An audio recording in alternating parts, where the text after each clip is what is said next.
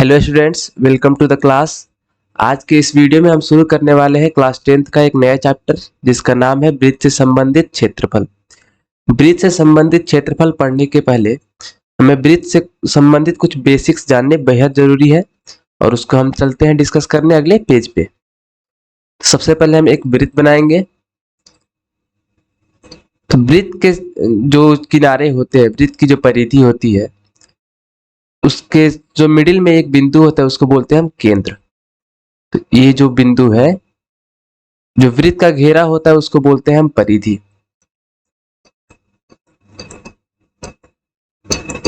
और परिधि के मध्य में जो बिंदु होती है उसको बोलते हैं हम सेंटर यानी कि केंद्र, और इसे ओ से सूचित करते हैं। इसको बोलते हैं हम केंद्र और ओ से सूचित करते हैं, और परिधि को सूचित करते हैं सी से। अब देखिए, ये तो हो गई परिधि और ये हो गया ओ केंद्र। अब बात करते हैं वृत्त की व्यास के बारे में। तो ये एक वृत्त है और ये वृत्त का केंद्र है। वृत्त का जो व्यास है, वृत्त की परिधि के दो बिंदुओं को मिलाने वाली सीधी रेखा, वृत्त की परिधि के दो बिंदुओं को मिलाने वाली सीधी रेखा जो वृत्त के केंद्र से होकर गुजरे। जैसे कि आप ये मान लीजिए कि एक ए बी रेखा है, ए और इसका नाम बी। ए बी कोई रेखा है जो वृत्त की परिधि के दो बिंदु पॉइंट ए और पॉइंट बी, बिंदु ए और बिंदु बी को मिलाने का काम कर रही है, और वो एक वृत्त के केंद्र से भी होकर गुजर रही है। तो ये क्या हो गया? वृत्त का व्यास हो गया। एक वृत्त में आप जितना मर्जी उतना व्यास खींच सकते हैं। जैसे कि आप ये दो बिंदुओं को मिला ले वृत्त के केंद्र से होकर, आप चाहे तो ये दोनों बिंदुओं को मिला ले, मतलब आप जितना मर्जी उतना व्यास खींच सकते हैं। ठीक है, तो ये होते हैं वृत्त के व्यास। इसको सूचित किया जाता है डी से। वृत्त के व्यास को डी से सूचित किया जाता है। अब देखिए,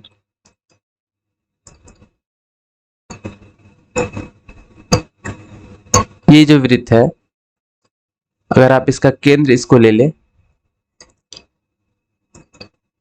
तो वृत्त के केंद्र से परिधि के किसी भी बिंदु को, वृत्त के केंद्र से परिधि के किसी भी बिंदु को जो मिलाने वाली रेखा होती है उसको क्या बोलते हैं? उसको बोलते हैं त्रिज्या। तो ये हो गई वृत्त की त्रिज्या। ये होती है वृत्त की त्रिज्या। इसको सूचित करते हैं हम आर से। वृत्त की त्रिज्या को आर सूचित किया जाता है। तो चलिए अब हम इसके बारे में लिख लेते हैं। हमने एक वृत्त लिया जिस वृत्त का केंद्र क्या है? ओ है। इस वृत्त का केंद्र ओ है और इसकी जो व्यास है वो ए बी है। व्यास ए बी है, ए बी। तो और इसकी त्रिज्या अगर ओ बी देखें, ये जो ओ बी है इसको हम इसकी त्रिज्या बोल सकते हैं, क्योंकि वृत्त के केंद्र से किसी भी बिंदु पे खींची गई किसी भी बिंदु को मिलाने वाली रेखा त्रिज्या कहलाती है। तो ए बी में, ए ओ बी जो रेखा है, जो ए ओ बी रेखा है उसमें ए बी तो क्या है? व्यास है। ए बी व्यास है और ओ बी है त्रिज्या। तो आपको दिख रहा होगा कि ए बी जो है वो ओ बी का दुगुना है। वृत्त के परिधि के और केंद्र से एक दूरी ओ बी है और केंद्र से परिधि तक एक दूरी ओ ए है। तो ए बी जो है वो ओ बी का दुगुना है। तो यहाँ पे लिख सकते हैं हम ए बी बराबर 2OB। 2OB, ये O है, इसको 20 मत पढ़िएगा, ये O है 2OB। अब व्यास को हम सूचित करते हैं D से और त्रिज्या को सूचित करते हैं हम R से। तो हम AB की जगह पे D लिख सकते हैं, तो D बराबर, और 2 की जगह पे 2 और OB की जगह पे हम R लिख सकते हैं। तो यहाँ पे निकल के आता है कि D बराबर 2R। ये एक फॉर्मूला है, D बराबर 2R। जिसको अगर हिंदी में लिखे तो ये होता है व्यास बराबर 2 गुना त्रिज्या। व्यास बराबर 2 गुना त्रिज्या। ये एक फॉर्मूला है। चलिए, अब क्या है कि जो ये वृत्त का परिधि है, वृत्त की जो परिधि है और वृत्त का जो व्यास है उसमें एक अनुपात होता है। वृत्त की परिधि और व्यास में एक अनुपात होता है। परिधि में अगर हम व्यास से भागा दे तो पाई आता है। परिधि बटा व्यास बराबर पाई आता है और पाई का मान होता है 22/7 या फिर 3.14। जब आप क्वेश्चन करेंगे तो उसमें पाई का मान दिया रहेगा कि आपको 22/7 यूज करना है और 3.14 यूज करना है, और जो क्वेश्चन में दिया रहेगा वही पाई का मान आपको यूज करना है। तो परिधि और व्यास का जो अनुपात होता है वो पाई आता है। परिधि को हम सी से सूचित करते हैं, व्यास को हम डी से सूचित करते हैं। तो सी बटा डी बराबर होता है पाई, और यहां से निकलता है कि डी अगर पाई के गुना में जाए तो सी बराबर डी पाई। ये एक फॉर्मूला आता है। अगर आपको व्यास पता रहे तो आप उसमें पाई से गुना करते तो आप परिधि निकाल सकते हैं। इसको ऐसे भी लिख सकते हैं, या परिधि बराबर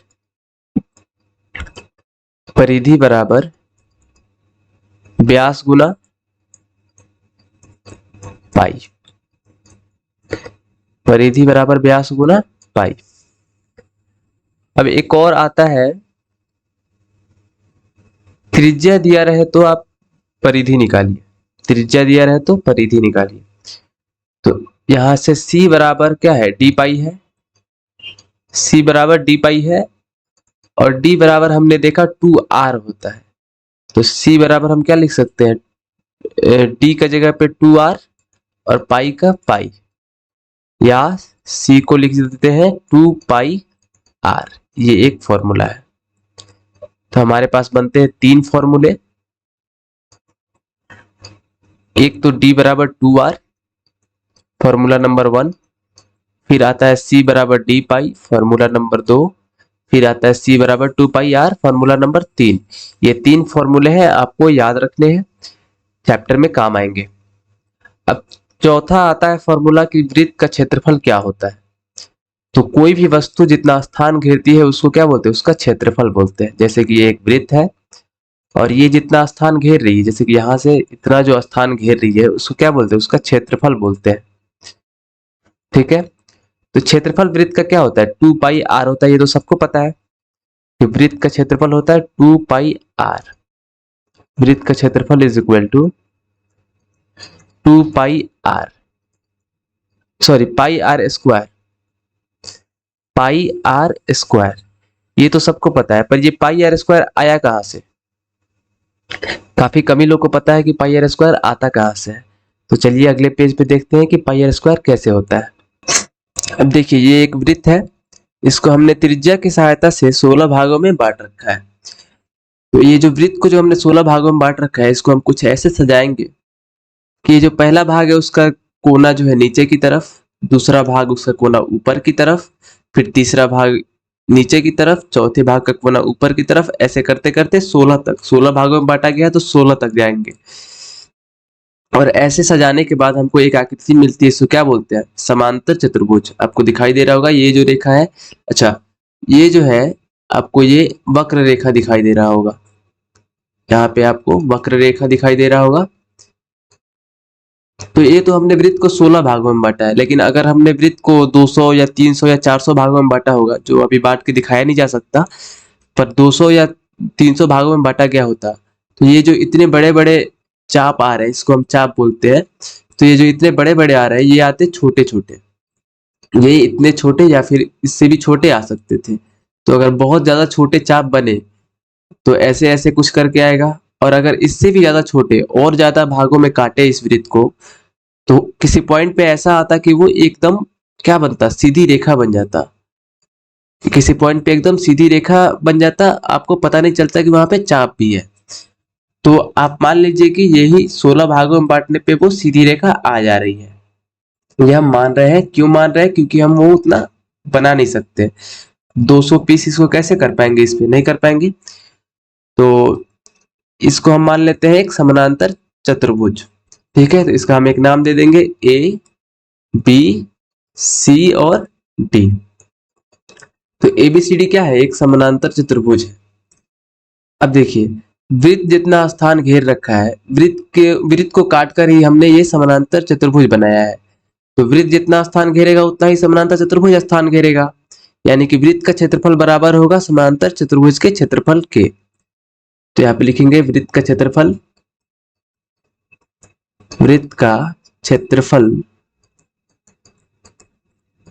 बराबर समांतर चतुर्भुज का क्षेत्रफल।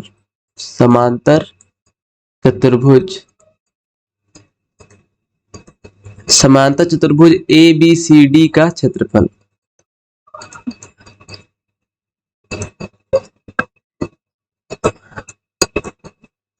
और समांतर चतुर्भुज का क्षेत्रफल क्या होता है? समांतर चतुर्भुज का क्षेत्रफल होता है आधार गुना ऊंचाई। आधार गुना ऊंचाई। अब आधार क्या है? डीसी है। डीसी गुना ऊंचाई। अब देखिए डीसी कैसे निकालेंगे। ये डी क्या है? डी से लेके जो सी तक की दूरियां है, ये 2 नंबर जो खंड है इसका किनारा, फिर 4 नंबर जो खंड है उसका किनारा, फिर 6 नंबर जो खंड है उसका किनारा, फिर 8 नंबर खंड है उसका किनारा, मतलब 2 4 6 8 10 12 14 16 का किनारा। तो यहाँ पे 2 का किनारा, 4 का, फिर 6 का, फिर 8 का, ऐसे ही 10 का, फिर 12 का, 14 का और 16 का। तो कुल इसमें है 16 खंड, और इनमें से हमको 8 खंडों को लेना है। तो 16 खंड का क्या है? 16 खंड का लंबाई है, 16 खंड का लंबाई कितना है? वृत्त की परिधि के बराबर, यानी कि 2 पाई आर के बराबर। तो 8 खंड का लंबाई क्या हो जाएगा? 8 खंड का लंबाई 2 पाई आर का आधा हो जाएगा। सिंपल एक एक नियम है, 2 पाई आर बाई 2, यानी कि पाई आर हो जाएगा। तो इस जो डीसी की लंबाई आ गई हमारी पाई आर, यहां से लेके यहां तक जो लंबाई है वो पाई आर है। तो इस डीसी की जगह पे हम पाई आर लिख सकते हैं गुना। अब ऊंचाई निकालना है, तो ऊंचाई आप मान लीजिए आप 6 में देख रहे हैं, मान लीजिए आप ये खंड 6 में देख रहे हैं, तो यहां से यहां तक आप जब आकृति खींचेंगे, ये जो रेखा खींचेंगे, तो इसको बोलते हैं ऊंचाई। तो ऐसे ही आप वृत्त में खींचिए, ये जो कॉर्नर है यहां से 6 के किसी भी बिंदु पे, तो इस कॉर्नर से 6 के किसी भी एक बिंदु पे, ये क्या है? ऊंचाई है समांतर चतुर्भुज की। पर वृत्त में आपको ये क्या दिखाई दे रहा है? त्रिज्या दिखाई दे रहा है। वृत्त में आपको केंद्र से लेकर परिधि तक की एक बिंदु परिधि तक के एक बिंदु को मिलाने वाली रेखा दिखाई दे रही है। तो ये क्या है? एक त्रिज्या है। तो यहाँ पे हम हाइट क्या लिख सकते हैं? आर लिख सकते हैं। तो ऊंचाई क्या हो जाएगी? आर हो जाएगी। और पाई आर में आर से गुना करेंगे तो पाई आर स्क्वायर। और इस तरह से आता है वृत्त का क्षेत्रफल बराबर पाई आर स्क्वायर। तो हमने जान लिया कि वृत्त का क्षेत्रफल पाई आर स्क्वायर कैसे आता है। तो आप इन सारे फॉर्मूलों को याद रखेंगे क्योंकि चैप्टर में काम आएगा। तो अब चलिए नेक्स्ट क्वेश्चन की तरफ चलते हैं, उदाहरण नंबर 1 की तरफ। उदाहरण 1 है, एक वृत्ताकार खेत पर 24 रुपए प्रति मीटर की दर से बाड़ लगाने का व्यय 5280 है। इस खेत की 0.50 प्रति वर्ग मीटर की दर से जुताई कराई जानी है। 0.50 रुपए प्रति वर्ग मीटर की दर से जुताई कराई जानी है। खेत की जुताई कराने का व्यय ज्ञात कीजिए। और यहाँ पे पाई का मान क्या लेना है? 22/7 लेना है। कह रहा है कि वृत्ताकार खेत पर 24 रुपए प्रति मीटर की दर से बाड़ लगाना है। तो एक वृत्ताकार खेत देखते हैं, ये रहा हमारा वृत्ताकार खेत, और इसके चारों तरफ बाड़ तो बीच में लगाए जाते नहीं है, बाड़ लगाए जाते हैं परिधि पे। तो इसके चारों तरफ ये जो परिधि है इस पे हम बाड़ लगाने का खर्च कितना है? 24 रुपए प्रति मीटर की दर से, यानी कि 1 मीटर 1 मीटर बाड़ लगाने का दर एक मीटर बाड़ लगाने का खर्च कितना है? 24 रुपया है।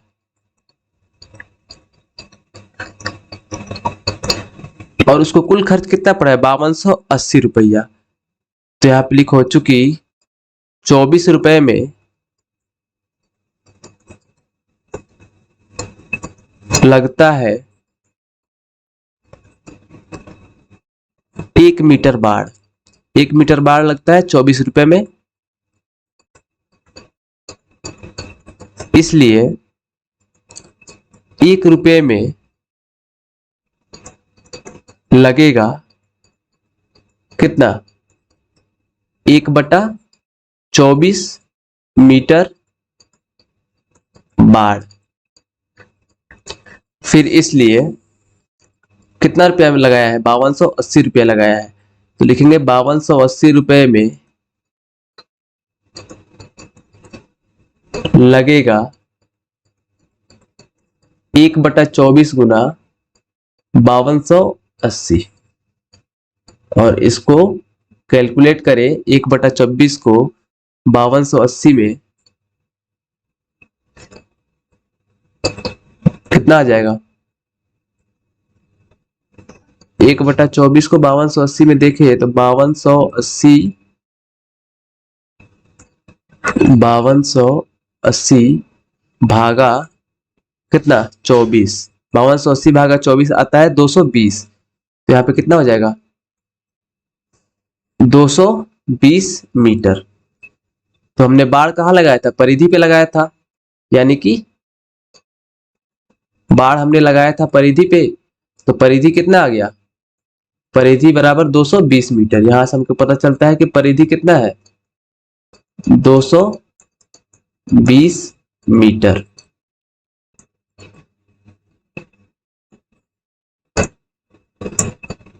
अब देखिए, परिधि 220 मीटर पता चल गया। कह रहा है कि इस खेत के 0.50 प्रति वर्ग मीटर की दर से जुताई कराई जानी है। खेत की जुताई कराने का व्यय ज्ञात कीजिए। तो परिधि का फॉर्मूला क्या होता है? 2πr। 2πr बराबर दिया है 220 मीटर, या पाई की जगह पे लेंगे 22/7।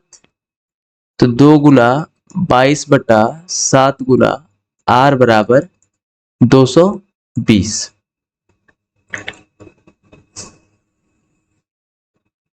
या 200, ये 7 भागा में है, इधर जाएगा तो गुना में हो जाएगा, और 22 और 2 भाग में हो जाएगा।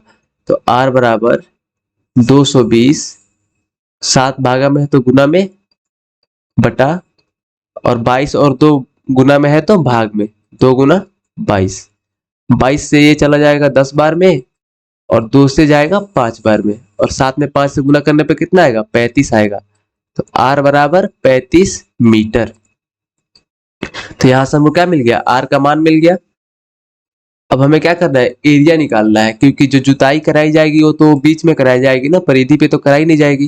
जुताई सारी जो होती है वो बीच में होती है, और बीच का जो जितना एरिया होता है उसको क्षेत्रफल बोलते हैं।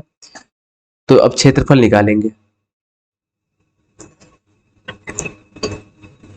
लिखेंगे वृत्त का क्षेत्रफल बराबर पाई r स्क्वायर। तो पाई का मान हो गया 22/7 गुना r का मान क्या हो गया? 35 मीटर। तो 35 मीटर गुना फिर 35 मीटर। 7 से कितनी बार में जाएगा? 5 बार में। गुना करेंगे, गुना करने पे कितना आएगा? 22 गुना 5 गुना 35 आता है 3850। यानी कि 3850 मीटर स्क्वायर जो है वो खेत का क्षेत्रफल है। यहाँ पे वृत्त मत लिखिए, इसको खेत का क्षेत्रफल लिख दीजिए। खेत का क्षेत्रफल, ठीक है, 3850 मीटर स्क्वायर। अब देखिए, प्रति वर्ग मीटर का मतलब होता है कि 1 मीटर स्क्वायर। तो यहाँ पे लिखिए 1 मीटर स्क्वायर। जुताई कराने जाने का खर्च 0.50 रुपया है। 1 मीटर स्क्वायर जुताई कराने का खर्च 0.50 रुपया है, इसलिए अब 1 मीटर स्क्वायर का इतना है तो 3850 मीटर स्क्वायर का निकालेंगे। 3850 मीटर स्क्वायर जुताई कराने का खर्च बराबर, क्या करेंगे, इतना में गुना कर देंगे तो 0.50 गुना, इसको नीचे लिख लेते हैं, 0.50 गुना 3850, और ये खर्च है तो किस चीज में आ जाएगा, रुपया में आ जाएगा। अब 3850 में 0.50 से गुना करेंगे तो कितना आएगा,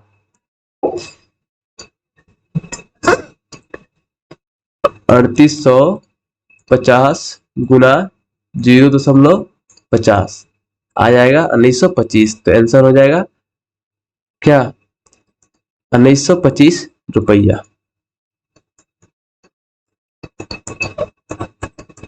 आंसर। तो यहाँ पे लिख देंगे कि उसको जुताई कराने का व्यय आएगा, देखो यहाँ पे जुताई कराने का व्यय।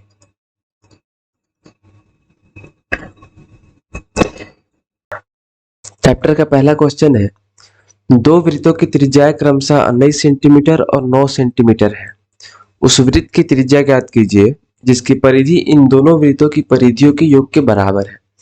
तो पहले 19 सेंटीमीटर त्रिज्या वाले वृत्त का परिधि निकालेंगे, फिर 9 सेंटीमीटर त्रिज्या वाले वृत्त का परिधि और दोनों को जोड़ देंगे। तो यहाँ पे लिखते हैं 19 सेंटीमीटर त्रिज्या वाले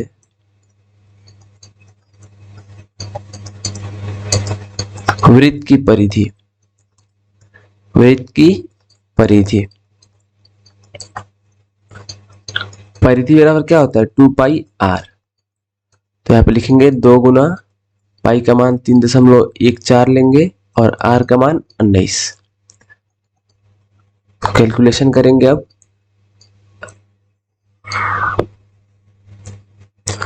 2 गुना 3.14 गुना कितना 19, और ये आ जाएगा 119.32, 119.32 सेंटीमीटर। उसके बाद देखेंगे 9 सेंटीमीटर त्रिज्या वाले वृत्त की परिधि, 9 सेंटीमीटर त्रिज्या वाले वृत्त की परिधि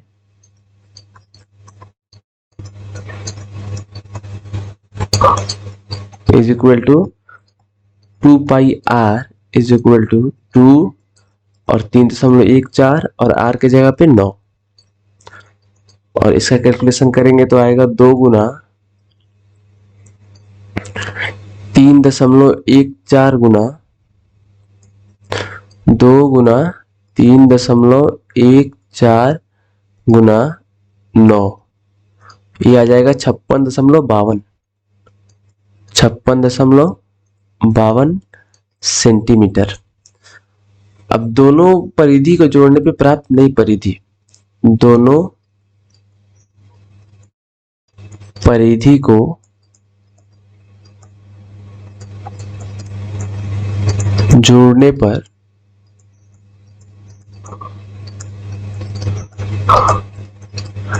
प्राप्त नई परिधि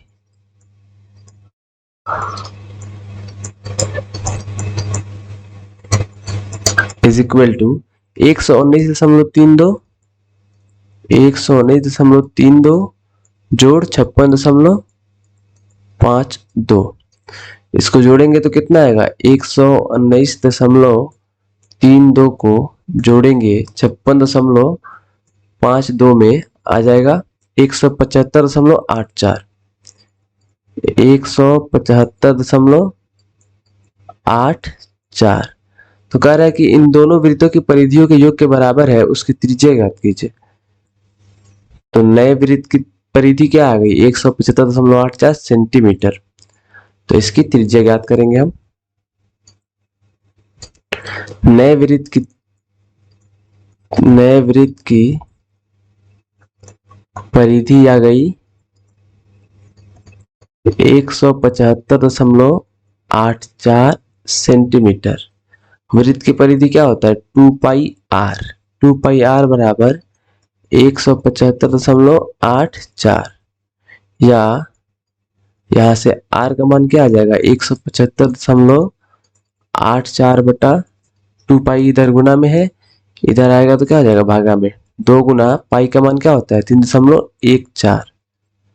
और यहां से कैलकुलेशन फिर से करें तो 175.84 को भागा दें अगर 2 से, और फिर कितना से? 3.14 से,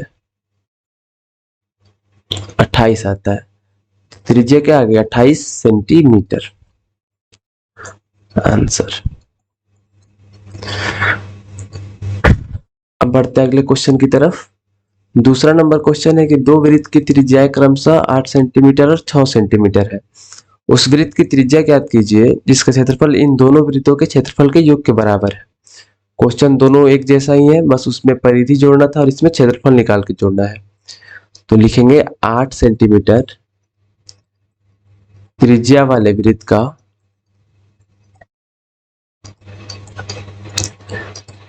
का क्षेत्रफल बराबर, वृत्त का क्षेत्रफल क्या होता है? पाई आर स्क्वायर। तो पाई गुना त्रिज्या क्या है? 8 है, तो 8 गुना 8। पाई का मान ले लेंगे 3.14 गुना 8 गुना 8। कितना आएगा जोड़ गुना करने पे?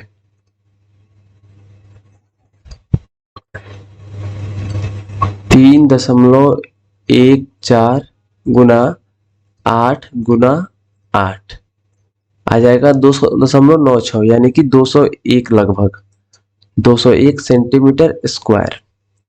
मान हम लोग लगभग में लेते हैं ताकि आंसर सही आ जाए। अब देखिए 6 सेंटीमीटर त्रिज्या वाले, 6 सेंटीमीटर त्रिज्या वाले वृत्त का क्षेत्रफल इज इक्वल टू, ये भी क्या होगा? पाई आर स्क्वायर होता है, तो 3.14 गुना आर का मान क्या है? 6 है, तो 6 गुना 6। अब 3.14 में 6 से गुना करेंगे 2 बार, तो 3.14 गुना 6 गुना 6 आ जाता है 113.04। 113.04 सेंटीमीटर स्क्वायर। तो इसको लगभग में क्या लिख सकते हैं? 113 लिख सकते हैं, 113 सेंटीमीटर स्क्वायर। अब देखिए जिसका क्षेत्रफल इन दोनों वृत्तों के क्षेत्रफल के योग के बराबर है, तो लिखेंगे नए वृत्त का क्षेत्रफल, नए वृत्त का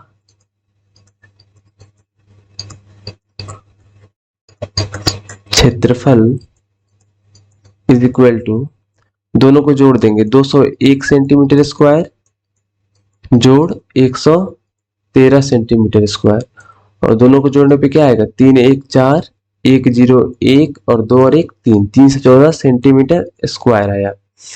कह रहा है कि उसकी त्रिज्या ज्ञात कीजिए, तो क्षेत्रफल कितना है? 314 सेंटीमीटर स्क्वायर है, यानी कि पाई आर स्क्वायर बराबर 314 सेंटीमीटर स्क्वायर है। तो यहां से हम आर निकाल सकते हैं। पाई का मान 3.14 होता है, तो R square is equal to 314 बटा, और पाई इधर गुना में है, इधर भागा में आएगा, और यहाँ पे पाई का मान 3.14 रख देंगे। दशमलव हटाएंगे तो 2 जीरो ऊपर आएगा, और 314 से 314 कितना बार में? एक बार में, और ये 2 जीरो है तो 2 जीरो, यानी कि 100 बार में जाएगा। तो आर स्क्वायर बराबर 100 हो गया, या आर बराबर कितना हो जाएगा? √100। आर बराबर √100, और √100 का वैल्यू आता है 10। तो आर का मान क्या आ गया? 10 सेंटीमीटर। और ये हो जाएगा हमारा क्वेश्चन नंबर 2 का आंसर। क्वेश्चन नंबर 3 कह रहा है कि आकृति एक तीरंदाजी लक्ष्य को दर्शाती है जिसमें केंद्र से बाहर की ओर 5 क्षेत्र हैं, गोल्ड, रेड, ब्लू, ब्लैक और व्हाइट, जिनसे अंक अर्जित किए जा सकते हैं। गोल्ड अंक वाले क्षेत्र का व्यास 21 सेंटीमीटर है।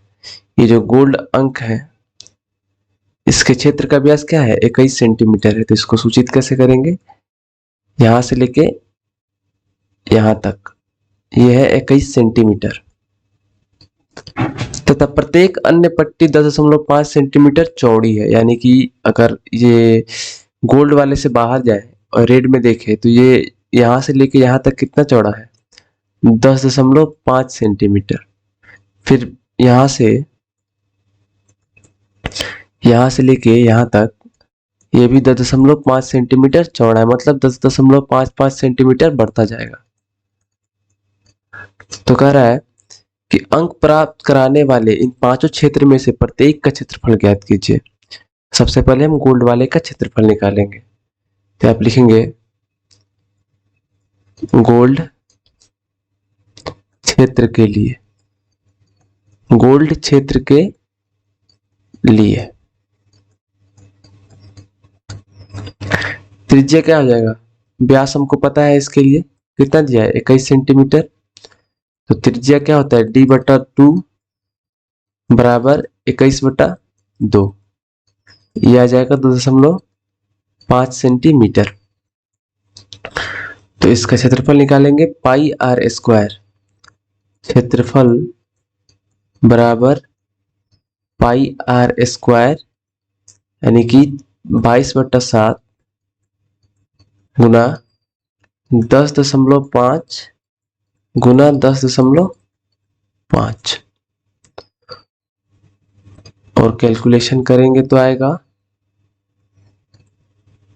22 गुना 10.5 गुना 10.5 2425.5 और भागा करेंगे 7 से तो आ जाएगा 346.5। तो इसका क्षेत्रफल आता है 346.5 सेंटीमीटर स्क्वायर। ये हो गया सिर्फ और सिर्फ ये गोल्ड वाले भाग का क्षेत्रफल। अब हमें निकालना है रेड के लिए। तो रेड क्षेत्र के लिए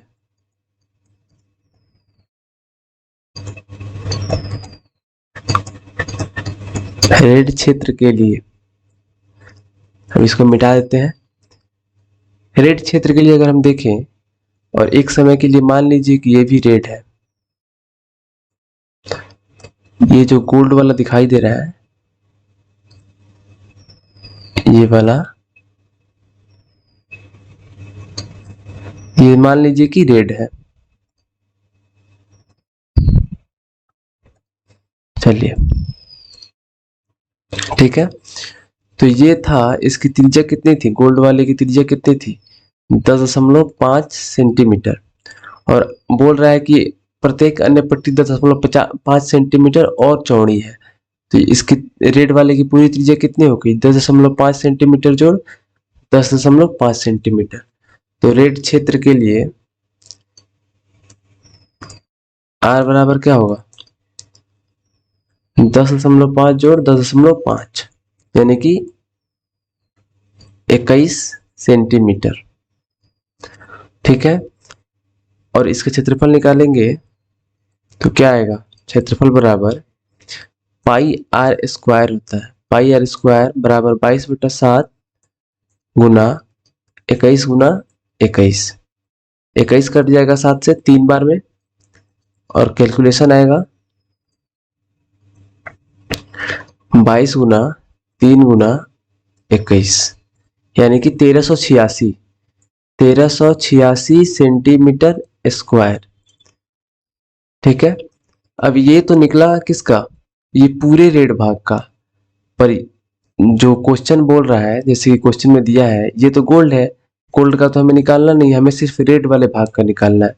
तो ये पूरे रेड वाले में से ये गोल्ड वाले भाग का क्षेत्रफल निकाल दे हम तो क्या आएगा, सिर्फ रेड का क्षेत्रफल निकल जाएगा। रेड एक वृत्त नहीं है, ये एक छल्ला है। ठीक है, तो ये रेड वाले में से हम पूरे जो रेड वाले हैं उनमें से हमें गोल्ड वाले का क्षेत्रफल निकाल दे तो रेड जो भाग है उसका क्षेत्रफल आ जाएगा। तो लिखेंगे यहाँ पे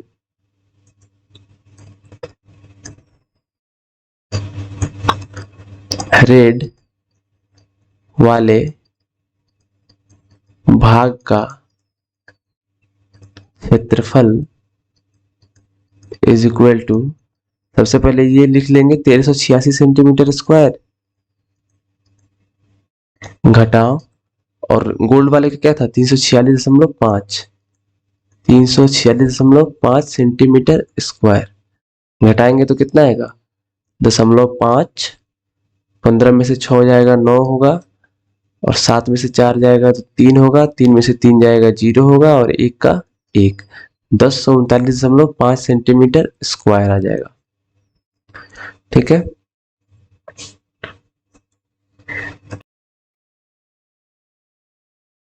अब लिखेंगे ब्लू वाले वृत्त के लिए, ब्लू वाले वृत्त के लिए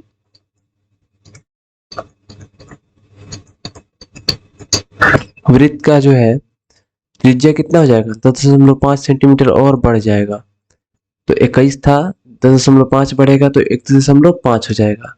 तो r बराबर ये सब जोड़ेंगे 10.5, 10.5 और 10.5,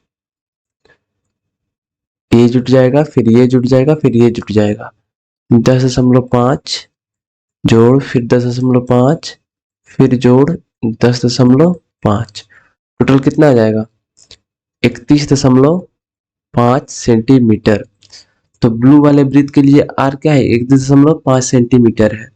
क्षेत्रफल क्या हो जाएगा, क्षेत्रफल बराबर 22/7 यानी कि पाई, और r का स्क्वायर तो 31.5 गुना 31.5 बराबर, कैलकुलेशन करेंगे तो कितना आएगा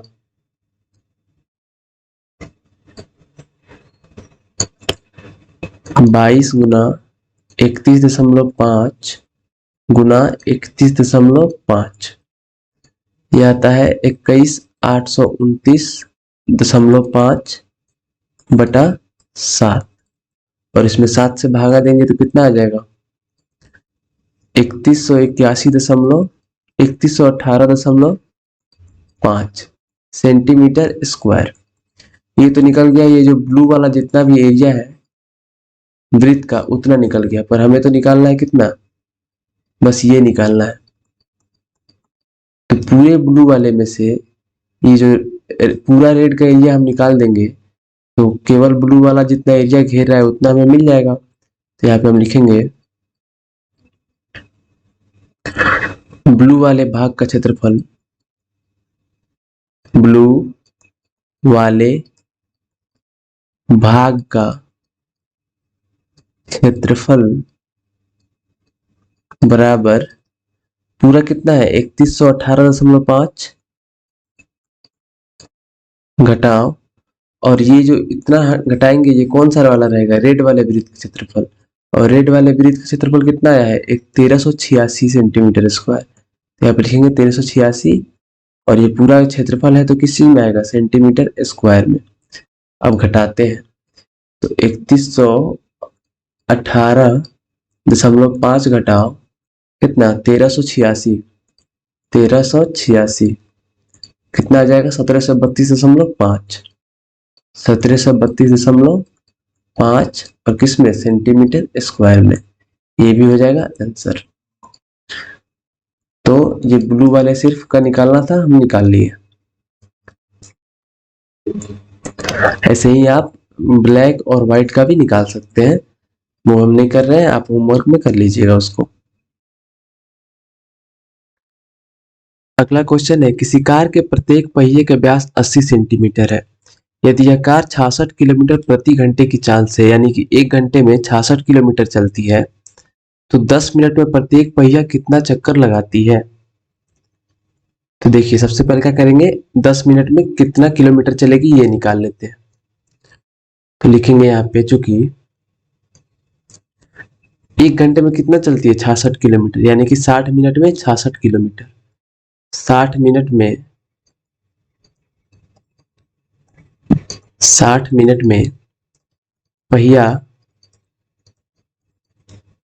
66 किलोमीटर चलती है।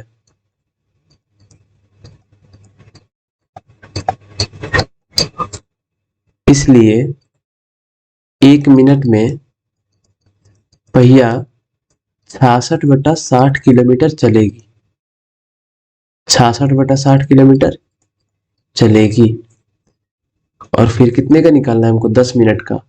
तो 10 मिनट में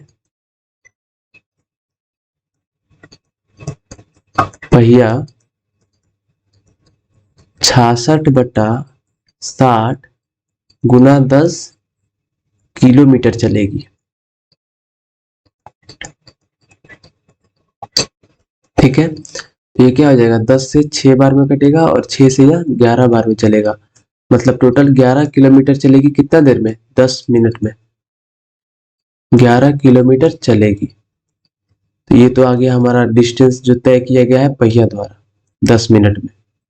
ठीक है, अब कह रहा है कि किसी कार के प्रत्येक पहिए का व्यास 80 सेंटीमीटर है, तो पहिया कितना चक्कर लगाती है? तो जब हम पहिए के चक्कर के बारे में बात करते हैं, तो पहिया अगर यहाँ से रोल होना शुरू करती है, यहाँ से चलना शुरू करती है, तो ये पूरा इतना कवर करके दूसरा चक्कर जब यहाँ पे पहुंच जाती है तब लगाती है। मतलब एक चक्कर में वो परिधि जितना दूरी तय करती है। एक चक्कर में वो परिधि जितना दूरी तय करती है। तो हम क्या करेंगे कि पहिए का व्यास निकालेंगे, यानी सॉरी परिधि निकालेंगे। पहिए का व्यास दिया हुआ है 80 सेंटीमीटर। यहाँ पे लिखेंगे पहिया का व्यास, और व्यास को किस चीज से सूचित करते हैं? डी से। कोष्ठ में डी बराबर 80 सेंटीमीटर। तो पहिया का परिधि क्या हो जाएगा? पहिया का परिधि is equal to pi D होता है। व्यास दिया रहे तो परिधि पाई डी होता है। तो 22/7 गुना 80 सेंटीमीटर। कैलकुलेशन करेंगे 22/7 गुना 80 का। तो 22 में पहले 80 से गुना और फिर 7 से भागा। कितना आ जाएगा? 251.4 सेंटीमीटर में। देखिए चला कितना? टोटल 11 किलोमीटर, और एक चक्कर में चलता है कितना? 251.4 सेंटीमीटर। इसको फिर एक एक नियम लगा के हम निकाल लेंगे कि कितना चक्कर चला है। देखिए चूंकि 251.4 सेंटीमीटर चलता है,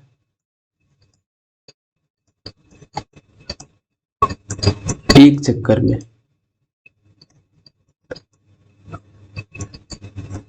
इसलिए 1 सेंटीमीटर चलेगा 1/251.4 सेंटीमीटर चक्कर में।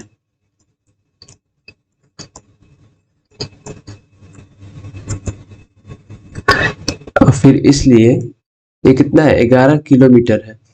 तो यहाँ पे सेंटीमीटर है और यहाँ पे किलोमीटर है, तो हम किलोमीटर क्या करेंगे? सेंटीमीटर में बदलेंगे। तो पहले तो 11 में 1000 से गुना करेंगे तो 11,000 मीटर हो जाएगा। और फिर इसमें भी हम कितना से गुना करेंगे? 100 से गुना करेंगे। 11,000 गुना 100, क्योंकि 1 मीटर में कितना सेंटीमीटर होता है? 100 सेंटीमीटर होता है। तो ये कितना आ जाएगा? 11 पे 5 जीरो। तो यहाँ पे लिखेंगे 11 पे 5 जीरो सेंटीमीटर चलेगा। इसको हटा देते हैं, यहां से सेंटीमीटर हटा दीजिए। ये किलोमीटर में, ये सेंटीमीटर में ऐसा नहीं लिखते हैं, दोनों सेंटीमीटर में रहेगा तो ही आंसर आएगा। तो किलोमीटर को पहले मीटर में बदले। 11 किलोमीटर का 11,000 मीटर, और 1 मीटर में 100 सेंटीमीटर होता है, इसलिए 100 सेंटीमीटर से गुना किया गया है। तो ये आ गया 11 पे 5 जीरो सेंटीमीटर। तो यहाँ भी लिखेंगे 11 पे 5 जीरो सेंटीमीटर चलेगा, गुना कर देंगे इसको 1/251.4 गुना 11 पे कितना जीरो? 1 2 3 4 5 जीरो, इतना चक्कर आ जाएगा। और इसको कैलकुलेट करें तो आंसर कितना आएगा?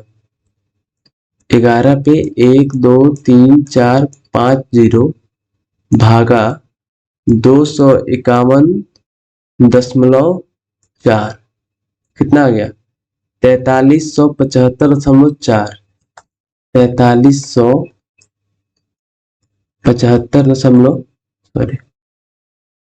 4375 चक्कर को दशमलव में तो गिनते नहीं है, तो चक्कर को हम क्या करेंगे, सिर्फ इंटीजर वाला पार्ट ले लेंगे। तो चक्करों की संख्या यहाँ पे लिखेंगे, चक्करों की संख्या बराबर 4375 आंसर।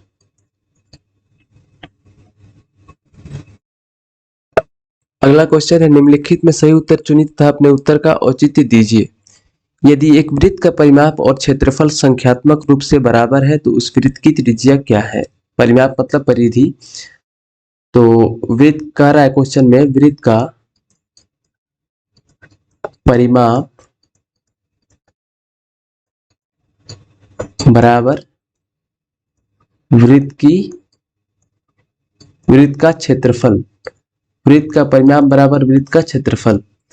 तो वृत्त का परिमाप का फॉर्मूला क्या होता है? 2πr, जहां r क्या है? त्रिज्या है। और वृत्त का क्षेत्रफल क्या होता है? πr²। वृत्त की परिधि 2πr और वृत्त का क्षेत्रफल πr²। अब यहां से हम r का मान निकालने का कोशिश करेंगे। कैसे करेंगे? r यहाँ पे 1 है और r यहाँ पे स्क्वायर में है, तो r से r जाएगा कितनी बार में? r बार में। या फिर ऐसे कर लीजिए कि यहाँ पे इसको क्या लिख सकते हैं? πr गुना r लिख सकते हैं। πr गुना r में r से गुना करेंगे फिर r² आ जाएगा और यहाँ पे 2πr। या अब πr इधर गुना में है, इधर आएगा तो क्या हो जाएगा? भागा में हो जाएगा। तो 2πr बटा πr बराबर r। πr से πr कैंसिल, r का मान क्या आ गया? r का मान आ गया 2। तो हमारा आंसर हो जाएगा 2 मात्रक। यहाँ पे मात्रक का क्या मतलब है? मात्रक का मतलब है कि सेंटीमीटर, मीटर या कुछ भी हो। ये सेंटीमीटर में 2 सेंटीमीटर में आ सकता है, 2 मीटर में आ सकता है। क्वेश्चन में दिया नहीं है मीटर या सेंटीमीटर, इसलिए मात्रक लिख दिया गया है। तो 2 मात्रक हमारा आंसर हो जाएगा।